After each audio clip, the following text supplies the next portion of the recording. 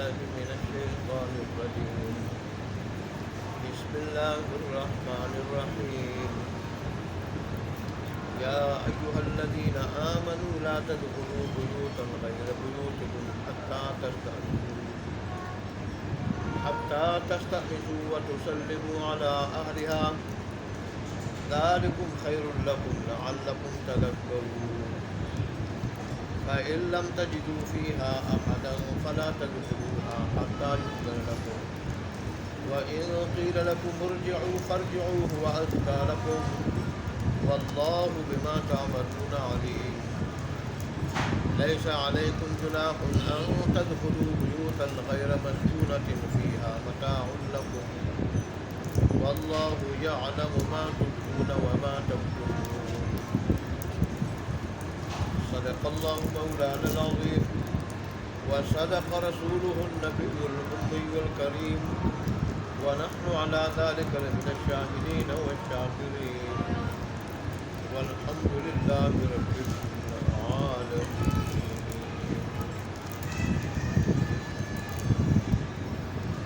گزشتہ دو رکوع میں اللہ تبارک و تعالیٰ نے زنا، بے حیائی، بدکاری سے روک تھام سے متعلق جو قوانین کا پہلا حصہ تھا وہ اللہ نے ذکر فرمایا، اور وہ حد زنا، حد قذف اور پاکدامن عورتوں اور مردوں کے اوپر جھوٹا الزام لگانے والے کے لیے دنیا آخرت دونوں کی لعنت، عذاب اور سزا کا ذکر۔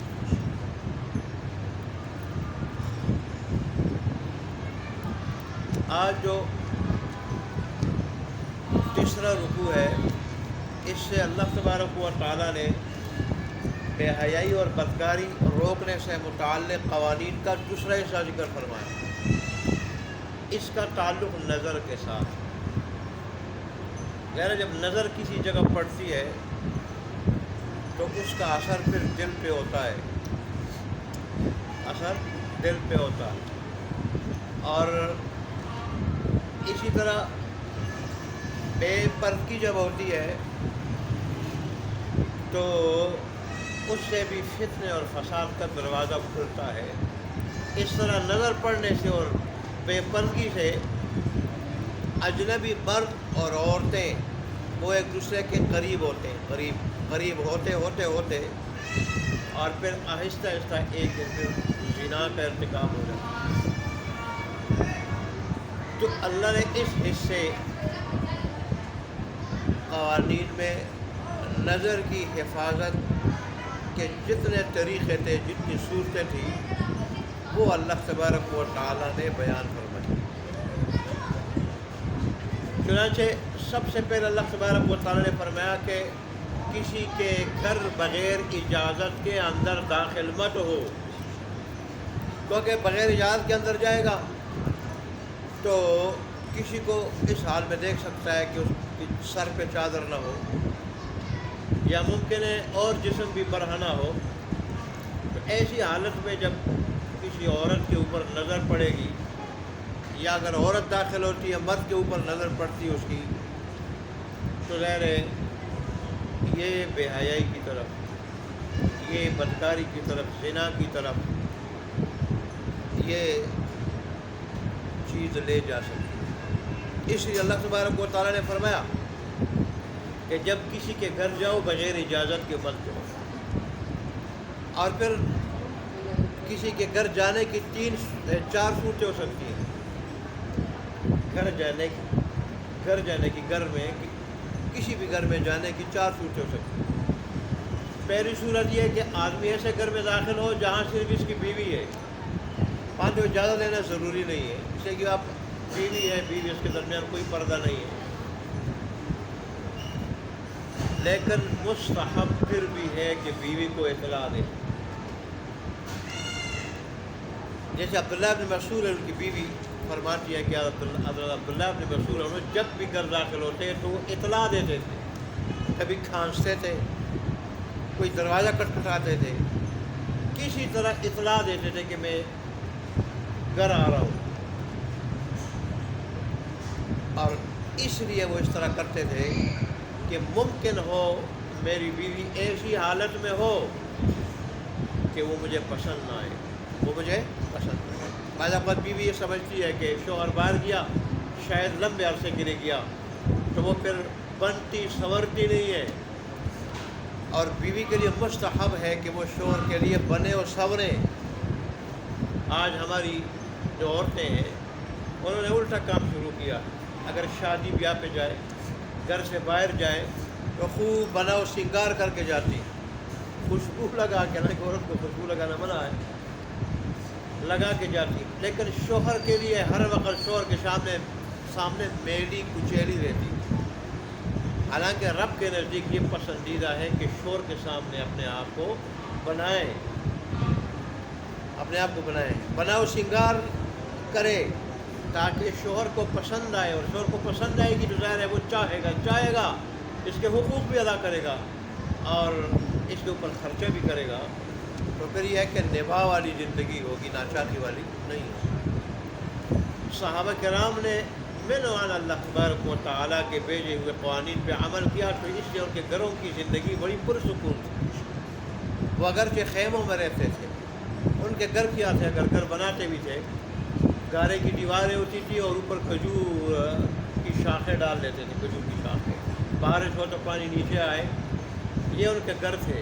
لیکن جب ان کے گھروں میں ایمان تھا، اللہ تبارک و تعالیٰ کے احکام پہ عمل تھا، ایسے سکون سے رہتے تھے کہ گویا کہ وہ بڑے بڑے شیش محلات میں رہ رہے ہوں، شیش محلوں میں رہ رہے ہوں، ایسے پرسکون تھے وہ۔ تو پہلی صورت تو یہی ہے کہ ایسے گھر داخل ہو جہاں اس کی بیوی ہو، یعنی اپنا گھر داخل ہو انسان، اپنے گھر جہاں اس کی صرف بیوی ہے۔ دوسری صورت یہ ہے کہ ایسے گھر داخل ہو کہ جہاں بیوی کے ساتھ اور لوگ بھی ہوں اور عورتیں بھی ہوں، اگرچہ محارم ہوں، ماں ہو، بہن ہو، ماں اور بہنیں ہوں، تو ایسے وقت بھی اجازت لینا ضروری ہے، اجازت لینا اور اطلاع دینا ضروری ہے۔ مثلا بل دے دے، دروازہ کھٹکھٹا دے تاکہ پتہ چلے کہ بیٹا آ رہا ہے، بھائی آ رہا ہے۔ ایک صحابی نے رسول اللہ صلی اللہ علیہ وسلم سے پوچھا، اللہ کے پیارے رسول، کیا میں اپنے گھر جب جاؤں گا اجازت لوں گا اگرچہ گھر میں صرف میری ماں رہتی ہے اور ہم ایک ساتھ رہتے ہیں؟ انہوں نے کہا اجازت لو، اجازت لینا ضروری ہے، اطلاع دینا ماں کو ضروری ہے۔ تو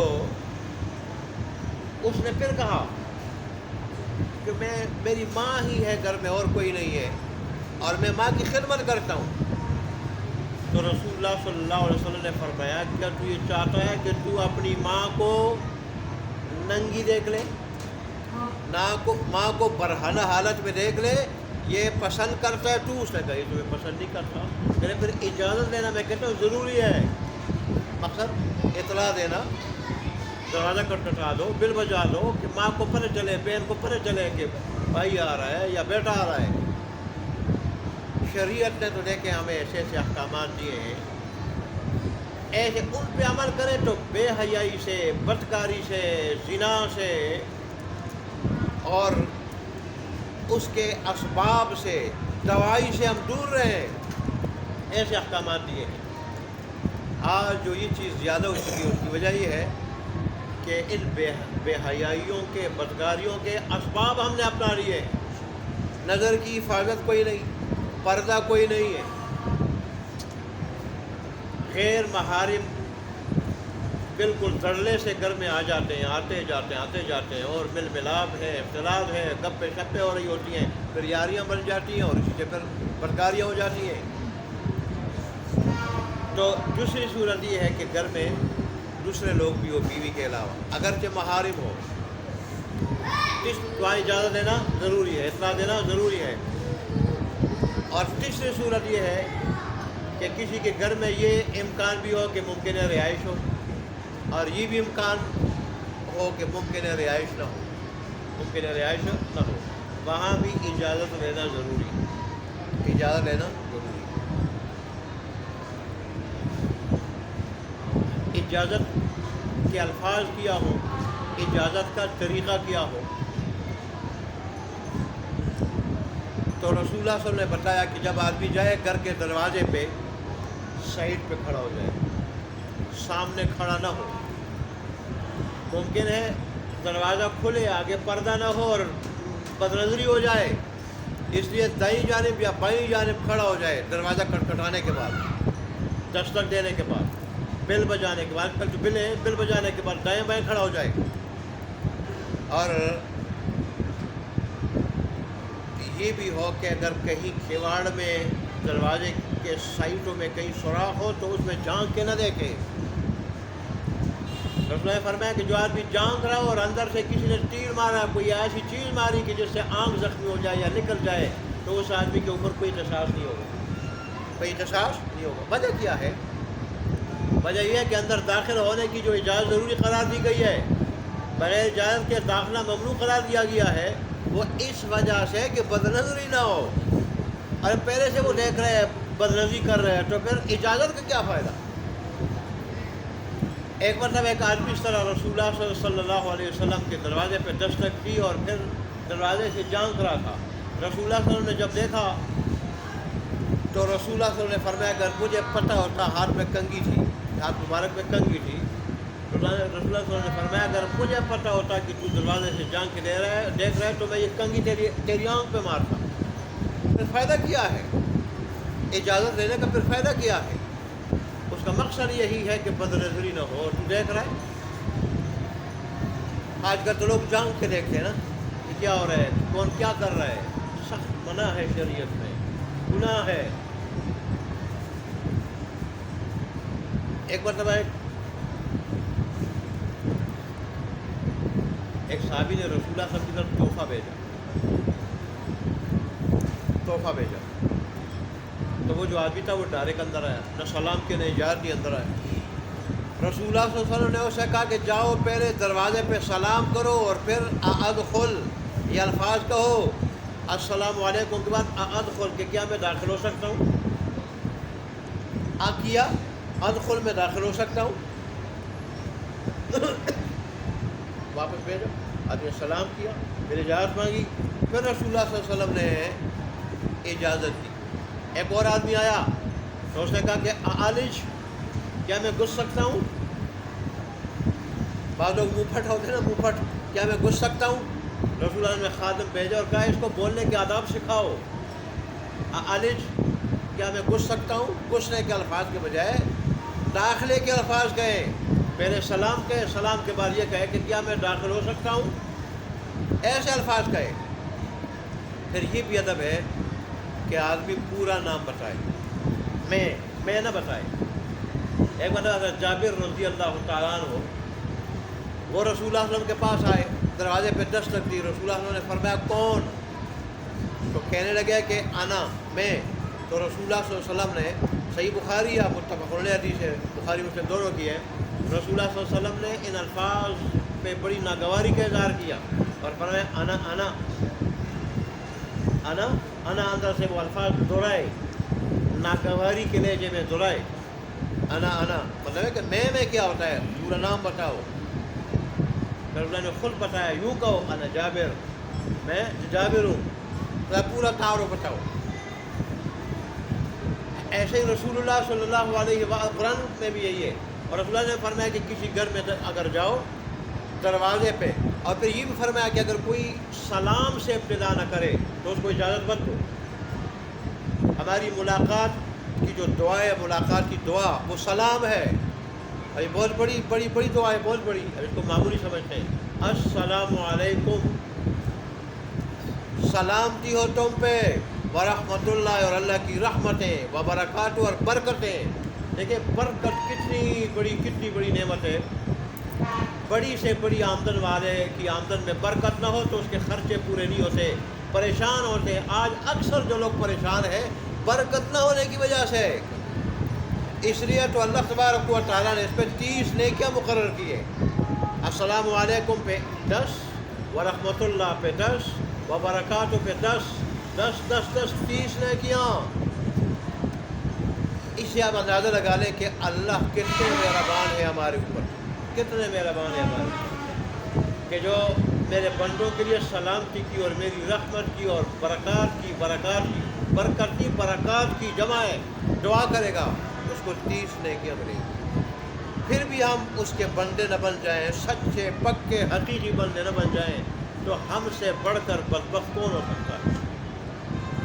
اور پھر صحیح معنوں میں عاشق رسول نہ بن جائیں۔ عشق رسول کیا ہے؟ مکمل اتباع، یہ عشق رسول ہے۔ صرف دعوے سے آدمی عاشق رسول نہیں بنتا کہ اس کا حلیہ اور طرح ہو، اس کا لباس اور طرح ہو، اس کی شادی اور اس کی غمی، اس کے معاملات سارے وہ غیروں کے طریقے پہ ہو، اور دعویٰ کیا ہو میں عاشق رسول ہوں۔ عاشق رسول صحابہ تھے، تابعین تھے، تبع تابعین تھے، ائمہ مجتہدین تھے، اور بزرگان دین، وہ عاشق رسول تھے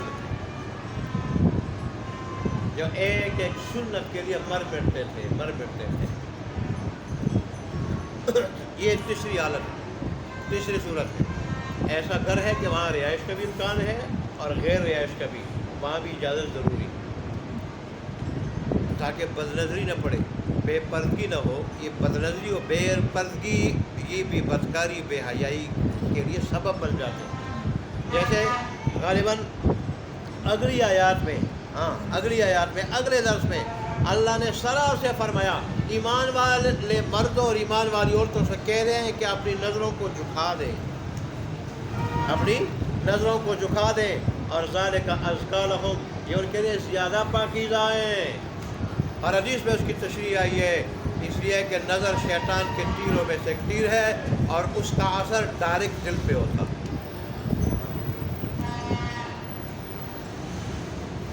چوتھی صورت، آدمی ایسے جگہ جائے کہ جو مفاد عامہ کے لیے ہو، رہائش وہاں نہ ہو، مسجد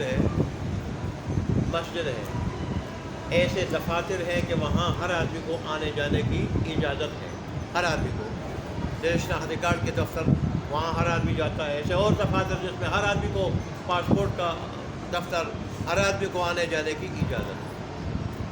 البتہ اگر ایسے دفاتر ہوں کہ وہاں لکھا ہوا بغیر اجازت کے اندر آنا منع ہے، وہاں پھر بغیر اجازت کے اندر جانا منع ہے۔ پبلک جتنی جگہ ہیں، مساجد ہے، مدارس ہے، اسی طرح جو ہے وہ اسکول ہے، اسپتال ہے، وہاں بھی جا سکتا ہے۔ البتہ بعض علاقے ان اداروں میں بھی ایسے ہوتے ہیں کہ وہاں لکھا ہوتا ہے اشارے عام نہیں، داخلہ ممنوع، علاقہ ممنوع، اس قسم کے الفاظ ہیں، تو وہ ایسے علاقوں میں بغیر اجازت کے جانا منع نہیں۔ اور اگر ایسا نہیں ہے، جیسے میں نے ان کی مثالیں دی، تو وہاں بھی بغیر اجازت کے اندر جا سکتا ہے۔ اچھا، قرآن کہہ رہے ہیں، رسول اللہ کا بھی ارشاد ہے کہ اگر کسی گھر جاؤ اور وہاں اجازت تم طلب کرو، وہ کہے کہ بھائی اجازت نہیں، تو دل میں ملال نہ رکھو، ملال رکھے بغیر واپس ہو جاؤ۔ ممکن ہے آدمی مشغول نہ ہو، یا جواب نہ ہے، تو ممکن ہے آدمی مشغول ہو، یا ممکن ہے ابھی وہ نہ ملنا چاہتا ہو۔ اگر جواب نہ ہے، 3 مرتبہ کہو، السلام علیکم، کیا میں داخل ہو سکتا ہوں؟ السلام علیکم، کیا میں داخل ہو سکتا ہوں؟ السلام علیکم، کیا میں داخل ہو سکتا ہوں؟ 3 مرتبہ جواب نہ آئے، 3 مرتبہ، تو پھر واپس ہو جاؤ۔ رسول اللہ صلی اللہ علیہ وسلم کا، یا گھر والے کہیں کہ واپس ہو جاؤ، ابھی مت آؤ، تو بغیر ملال کے واپس آ جاؤ۔ رسول اللہ صلی اللہ علیہ وآلہ وسلم کا یہ معمول تھا، کسی کے گھر جاتے باہر سے 3 مرتبہ اجازت مانگتے، اگر وہ کہتے آ جاؤ تو چلے جاتے، اگر کسی سے جگہ سے جواب نہ آتا، خاموشی ہوتی، تو بھی رسول اللہ صلی اللہ علیہ وسلم۔ ایک مرتبہ حضرت غالباً سعد بن عبادہ رضی اللہ عنہ، جو انصاری صحابی ہیں، ان کے گھر گئے، تو آپ نے 3 مرتبہ معمول کے مطابق جو تعلیم ہے، تعلیمات ہیں، اس کے مطابق 3 مرتبہ سلام کیا، اور پھر یہ کہ میں داخل ہو سکتا ہوں، جواب نہیں۔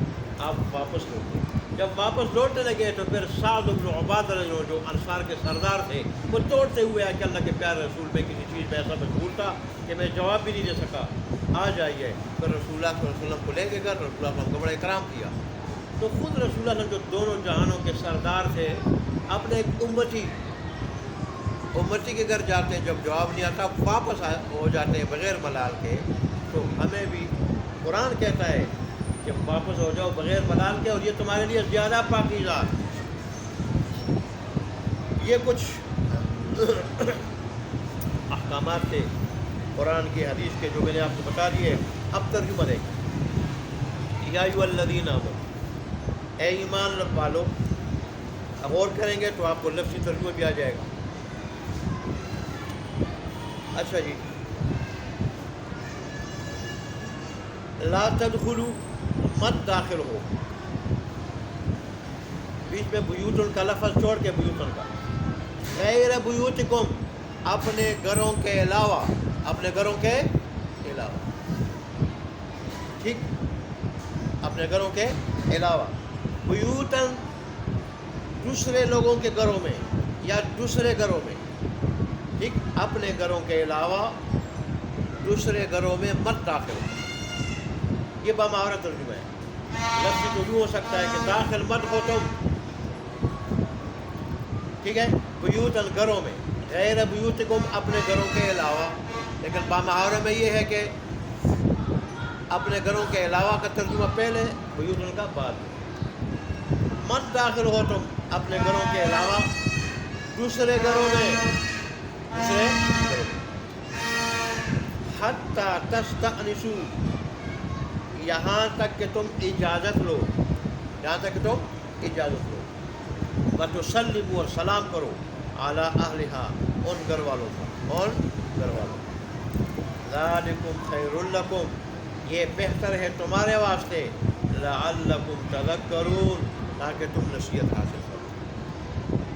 فَإِن لَمْ تَجِدُوا، پس اگر نہ پاؤ تم، فیہا، ان گھروں کے اندر، احدن، کسی کو، احدن، کسی کو، فلا تدخلوها، پس مت داخل ہو تم ان گھروں میں۔ ممکن ہے وہاں کوئی آدمی ہو، کسی عذر کی وجہ سے آواز نہ دے سکتا ہو آدمی ہو، تو مت داخل ہو تم ان گھروں میں، حتی یؤذن لکم، یہاں تک کہ تمہیں اجازت مل جائے، یہاں تک کہ اجازت دی جائے، لکم، تمہیں، تمہارے واسطے، تمہیں، وَإِن قِیلَ لَکُم، اور اگر کہا جائے تمہیں، ارجعوا، لوٹ جاؤ، فرجعوا، پس لوٹ جاؤ، هُوَ أَزْکَىٰ لَکُم، وہ زیادہ پاکیزہ ہے تمہارے واسطے، زیادہ پاکیزہ ہے تمہارے واسطے، وَاللَّهُ بِمَا تَعْمَلُونَ عَلِيمٌ، اور اللہ تبارک و تعالی ان کاموں کو جو تم کرتے ہو خوب جانتا ہے، خوب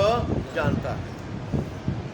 لیس علیکم، نہیں ہے تمہارے اوپر، جناح، کوئی گناہ، ان تدخلوا، کہ داخل ہو جاؤ تم، بیوتن، ایسے گھروں میں، غیر مسکونتن، جن میں رہائش نہ ہو، جن میں رہائش نہ ہو، فیہا متاع لکم، اور ان گھروں میں تمہارے استعمال کا سامان ہو، فیہا، ان گھروں میں، متاع، استعمال کا سامان ہو، لکم، تمہارے، واللہ یعلم، اور اللہ جانتا ہے، ما، ان چیزوں کو کہ جن کو تبدون، ظاہر کرتے ہو تم، وما، اور ان چیزوں کو کہ جن کو تکتمون، چھپاتے ہو تم۔ اللہ تبارک و تعالیٰ ہمیں عمل کرنے کی توفیق عطا فرمائے۔ واخر دعوانا الحمدللہ۔